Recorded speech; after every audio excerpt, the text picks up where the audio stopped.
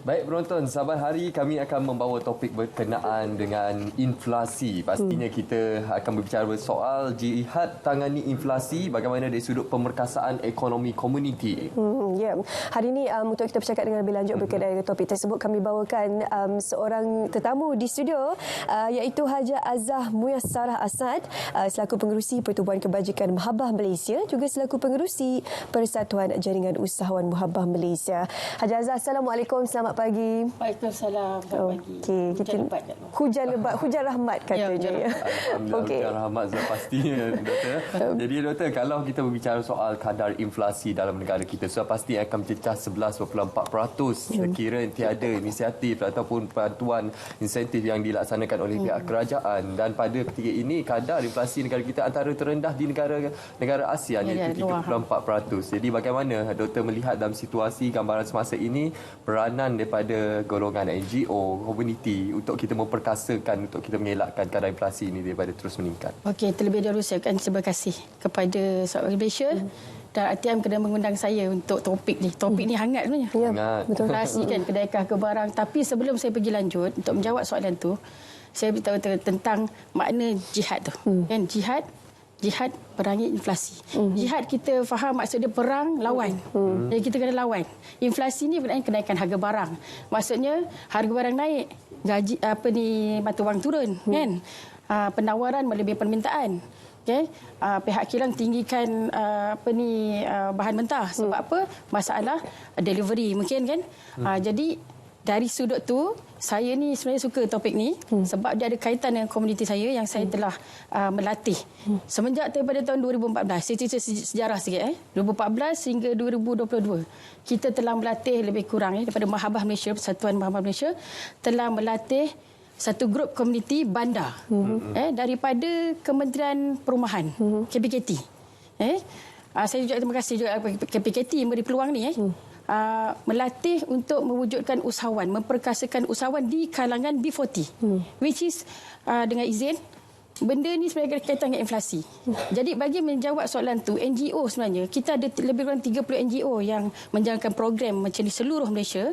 Jadi telah membantu sebenarnya golongan-golongan B40. Golongan komuniti B40 lah. Saya cakap sebagai B40 sebab saya menjalankan program di bawah B40 punya kan.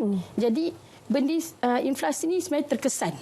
Tapi oleh kerana dengan program macam ni, dia menjadi satu rantaian informasi kepada golongan-golongan B40 untuk mengetahui berkenaan dengan inflasi sendiri. Maksud dia pada situ, dia menggunakan kaedah saluran rantaian medsos, media sosial untuk menghubungkan antara satu sama lain berkenaan dengan maklumat. Jadi daripada rantaian inilah masalah inflasi ni dia jadikan sebagai satu masalah yang bukan masalah yang sangat besar bagi dia orang. Masalah tu dia boleh gembeling sama-sama sebab dia ada satu komuniti dia. Jadi itu yang kita kongsi pada anda, bagaimana sebenarnya satu NGO ataupun pihak yang berkepentingan ini, yang bertanggungjawab ini cuba untuk memperkasakan ekonomi komuniti dalam kita menghadapi inflasi. Cuma bila kita bercakap berkenaan dengan perniagaan untuk mereka yang berada dalam golongan B40 ini kan, disebab kita luar jangkaan COVID-19 datang melanda, jadi mereka juga perlu mempunyai satu daya tahan yang cukup tinggi untuk meneruskan perniagaan mereka dalam situasi pandemik COVID-19 ini. Tak dimasuk lagi dengan faktor-faktor sebelum pre-pandemik sebelum ini, ditambah pula dengan pandemik. Jadi bagaimana tahap kekuatan mereka setakat ini untuk meneruskan perniagaan di waktu yang agak sukar sekarang ini? Okey. Untuk menjawab soalan tu, daripada rentetan program tadi, dia panggil program pemerkasaan ekonomi komuniti bandar. Dalam program itu sendiri sebenarnya kan, komuniti ini telah diberi satu modul untuk ketahanan memperkasa ekonomi. Daripada situlah mereka mendapat banyak information dan banyak mendapat idea bagaimana untuk mereka nak mempertahankan ekonomi, memperkasakan walaupun dalam keadaan inflasi. So inflasi kita tak elak. Kita akan sentiasa menghadapi inflasi ni. Cuma cara bagaimana kita nak menguruskan inflasi. Itu yang penting sekali. Sebab kalau kita tengok, saya daripada kecil kan. Kita makan roti canai pun masih 5 sen, 30 sen. Sekarang harga dia dah berapa kalau inflasi, orang cakap inflasi. Tapi alhamdulillah lah. Bila saya makan dekat sini pagi tadi, saya sempat sarapan. Harga roti canai telur RM2 murah. Lepas ni kita ajak ramai-ramai pergi RTM, makan dekat kafe dia RM2 je. Kan? Itu satu perkembangan yang baik lah. Walaupun ada inflasi, harga alhamdulillah stabil macam ni. Kan? Jadi pada saya lah, rantaian network antara komuniti ni yang kita telah bagi educate, kita dah educate dia, kita dah bagi pengetahuan kepada dia bagaimana memperkasakan ekonomi mereka, memberi satu impact yang baik kepada mereka lah untuk menghadapi suasana inflasi itu sendiri. Okey Puan, sepanjang kita berdepan dengan pandemik COVID-19 ini, sudah pastinya banyak bantuan yang telah diberikan oleh pihak kerajaan, khususnya untuk memastikan keberlangsungan ekosistem perniagaan PKS atau PMKS di luar sana. Antaranya pemberian berbentuk moratorium, insentif dan juga pinjaman. Namun, inisiatif ini sudah pastinya akan memberi kesan besar kepada kadar hutang tak berbayar, NPL. Jadi mungkin pandangan doktor terhadap perkara ini dan bagaimana ianya memberi kesan kepada rantaian ekosistem ekonomi setempat, doktor. Okay, kalau kita sebut tentang moratorium, kan? Moratorium tu pihak kerajaan beri untuk apa? Kita kena tanya baliklah. Untuk membantu kan, membantu usahawan-usahawan dalam perniagaan oleh kerana sebab dia kena pandemik, semua masa kita COVID semua kan. Jadi benda ni sebenarnya kita kena educate, kena disiplinkan diri. Disiplinkan diri kepada usahawan. Sebab apa pun bantuan, kalau bantuan tu dalam bentuk pinjaman, kita kena pulangkan balik. Jadi kita kena ada formula. Kita tak kena ubah lifestyle kita. Kalau sebagai usahawan, kalau dululah mungkin lifestyle-nya dia kena beli barang tu, barang yang mahal, agak mahal kan. Kalau mahal tak mesti berkualiti kan. Tapi kita kena check and balance balik lah. Bagaimana cara dia membeli. Sebab tu dalam rantaian komuniti ni penting. Dalam satu barang, kalau satu barang ni naik, mungkin grupnya kata kita ada tempat barang murah. Kan? Jadi kalau dia dapat disiplinkan diri dengan usaha dia orang, dengan usaha-usahawan tadi, insya-Allah masalah-masalah yang katakan tak berbayar tu kita boleh atasi. Yang penting kena educate, disiplinkan diri. Kan? So, hutang mesti dibayar. Dalam Islam pun kalau tak bayar, macam mana? Tak bayar dosa, mati seksa, orang kata kan. Rohnya tergantung. Tergantung. Okey, Haja Azhar seringkali menekankan ataupun memberikan penekanan tentang kekuatan rantaian komuniti tersebut. Apa sebenarnya cuba disampaikan menerusi kekuatan rantaian komuniti itu sebenarnya? Okey, rantaian komuniti kan. Sebab kalau kita tengok, kita kan kerajaan kan telah menubuhkan skuad jihad kan. Skuad jihad antara salah satu cara untuk mengatasi inflasi ni koperasi, betul tak? Okey, koperasi ni satu rantaian juga tu. Jadi rantai ni ada satu networking. Rantai ni jadi kita jadi kuat. Sebab kita kalau kita nak pergi jauh, kita kena bersama-sama berjemaah. Kalau kita nak pergi dekat, kan maksudnya keuntungan kita nak dekat, benda tu cepat atau sekejap, kita pergi seorang-seorang. Sebab tu kalau kita secara berjemaah, rantaian kita tu dia memberi satu kebaikan. Sebab dalam Islam pun ukhuwah tu penting. Kita kena wujudkan banyak silaturahim supaya kita boleh cepat, kita boleh mendapat lebih banyak keuntungan daripada rantaian tu tadi. So, rantaian tu memang penting pada saya. Sebab apa? Dengan rantaian informasi kita dapat. Yang kedua, kita boleh disiplinkan diri. Sebab ada orang ingat mengingati. Yang ketiga, kita dapat satu informasi tentang subsidi ke kan daripada situ. Kadang orang terlepas pandang. Usahawan ni kadang B40 ni kita tengok dia. B40 ni kebanyakan kita tengok usahawan ni daripada rumah kan. Dan usahawan tu di street maksud dia di jalanan macam kios ke benda, tapi bila dia ada rantai dia lagi kuat. Dia lagi stabil. Dia lagi stabil. Sebab tu saya kata rantaian tu kenapa ada power of rantaian tu.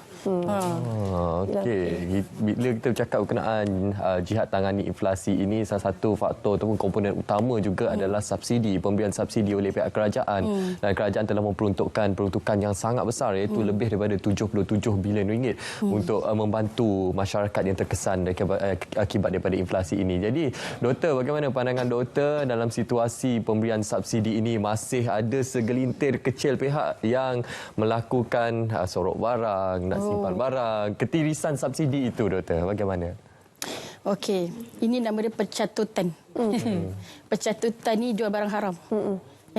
Sebenarnya agaknya benda ni dah lama berlaku kan. Bila jadi macam ni baru kita alert kan benda ni. Jadi kalau ada benda-benda macam subsidi ni memang, kalau nama subsidi pun untuk siapa? Kan? Untuk rakyat, kerajaan bagi untuk keperluan rakyat, hidup rakyat. Jadi dalam rantaian ni, saya sebut rantai lagi lah sebab saya komuniti ni, kita pun tajuk kita pasal komuniti kan. Jadi komuniti ni dia boleh alert dan sama lain. Dia boleh bagi alam. Dia boleh laporkan. Jadi kita kena wujudkan. Jadi sebenarnya dekat sini saya nak cadangkan lah, kalau boleh kerajaan dengan NGO berpisah tiada lah.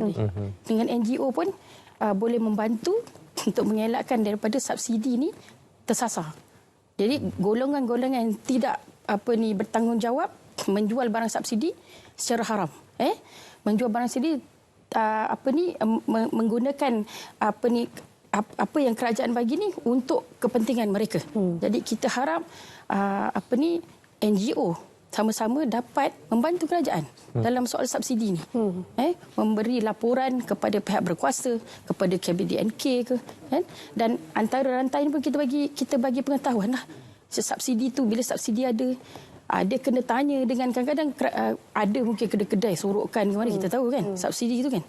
Jadi kena sentiasa proaktif dalam membuat laporan demi untuk kelangsungan ekonomi hidup tu. Pemerkasaan komuniti ni penting. Ini juga diterapkan sewaktu kita menghadapi pandemik COVID-19 dulu. Kementerian Kesihatan kerap kali memperingat kita berkenaan pemerkasaan komuniti supaya komuniti mempunyai pengetahuan tentang sesuatu situasi. Cuma sekarang ni kita cerita dalam konteks inflasi lah.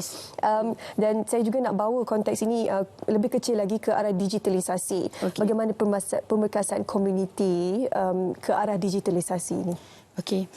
Dalam program kita ada sebut tentang IT, keperluan IT tu. Dan kita tengok ramai orang gunakan media sosial sebagai saluran maklumat. Kan? Jadi digital tu penting. Digital juga salah satu alat yang kita boleh jadikan satu sistem untuk mengelakkan daripada pencatutan tu tadi juga. Cepat. Maklumatnya cepat. Jadi daripada digital, contoh mereka boleh gunakan WhatsApp group, Telegram group, Instagram, Facebook. Dari situ dia boleh terus bagi laporan. Dan kalau dari perniagaan pula, cepat aja. Sekarang dah cepat je kan. Digitalize. Sebab orang dah belajar. Semua orang dah belajar daripada pandemik. Dengan cara digital aja, kita masih boleh meneruskan lagi usaha-usaha kita dalam meningkatkan ekonomi. Ya, betul. Ya. Okey, seperti yang kita sedia maklum, PMKS ataupun pengusaha mikro kecil dan sederhana ini, dia merupakan tulang belakang kepada ekonomi negara dan menyumbang lebih daripada 50% kepada KDNK negara. Jadi bagaimana dalam usaha sekarang ini, dalam kita menempani cabaran inflasi ini, untuk kita terus bekerjasama dan juga platform-platform yang mungkin boleh diperkasakan untuk masa hadapan bagi kita memastikan ekonomi bagi PMKS ini akan terus stabil dan terus menjadi penjana utama kepada pendapatan negara. Okey, di sini saya ucapkan terima kasih kepada pihak kerajaan kan. Kerana anda di bawah Kementerian Perumahan tadi, KPKT, masih lagi menganjurkan program pemerkasaan ekonomi komuniti bandar, which is kalau kita tengok inflasi ni lebih banyak yang terkesan orang bandar tau. Kan? Usahawan di bandar banding dengan usahawan di luar bandar. Soalan luar bandar dia ada soft skill. Katanya kalau macam dalam inflasi ni sebenarnya satu kebaikan dia kan apa tau? Dia membuatkan usahawan-usahawan ni jadi kreatif. Setuju. Kreatif dan inovatif. Jadi bila harga naik, kita harga naik. Macam mana cara kita nak buat supaya pelanggan-pelanggan kita tetap membeli? Dengan usahawan mikro ni. Sebab saya selalu ajar kepada usahawan saya untuk jadi toyol. Jadi toyol baik. Toyol kan baik kan? Jadi toyol baik macam mana? Kita bagi formula dia. Macam mana? Jadi toyol ni kena sentiasa apa? Bukan ikut cakap tuan dia je. Toyol pun kena sentiasa memikirkan bagaimana dia nak pergi ambil duit. Tapi dengan cara yang baik lah. Jadi usahawan mikro ni, dia... Kalau bila KPKT buat satu program macam tu, saya terpaksa beritahu lah kan. Sebab ini usaha kerajaan ni. Kita kena beritahu dengan masyarakat, dengan rakyat semua. Dengan adanya program sini di bawah B40, e-Kasih. Program ni telah memberi satu impact. Walaupun saya dengar lah dekat luar sana, kita ada masalah inflasi semua macam ni. Alhamdulillah, usahawan-usahawan di bawah KPKT ni, PEKB ni masih lagi dapat mempertahankan, boleh sustain, boleh melestarikan perniagaan walaupun dalam keadaan inflasi. Sebab apa? Sebab rantaian tu tadi, komuniti tu tadi. Jadi kita berbalik kepada akar umbi, kepada asasnya. Sekiranya komuniti itu kukuh, maka insya-Allah kita apa jua halangan sekalipun boleh ditempuhi bersama. Terima kasih kepada Dr. Hajar Azam Muyassar Asad bersama kita hari ini untuk berkongsi berkenaan topik jihad tangani inflasi, berkenaan topiknya pemerkasaan ekonomi komuniti. Last. Ada lagi. Silakan. Satu words dia. Okey. Nak hidup bukannya senang. Nak senang memanglah susah. Nak susah lagi senang. Dalam maksud itu, Doktor. Mau masuk yang tersirat. Pagi-pagi. Okey, kita harapkan program dari ini show memberi manfaat kepada kita semua dan usaha untuk kita memperkasakan ekonomi komuniti dalam kita menangani cabaran inflasi ini. Jadi penonton, sekarang ini kita akan berehat seketika. Kita nak berehat seketika, kembali selepas ini. Ada lagi topik menarik kita nak cakap berkenaan dengan penipuan kewangan ni. Panas sekarang ni kita bawakan pengurus Bank Negara seketika nanti. Kita berehat seketika, kembali selepas ini.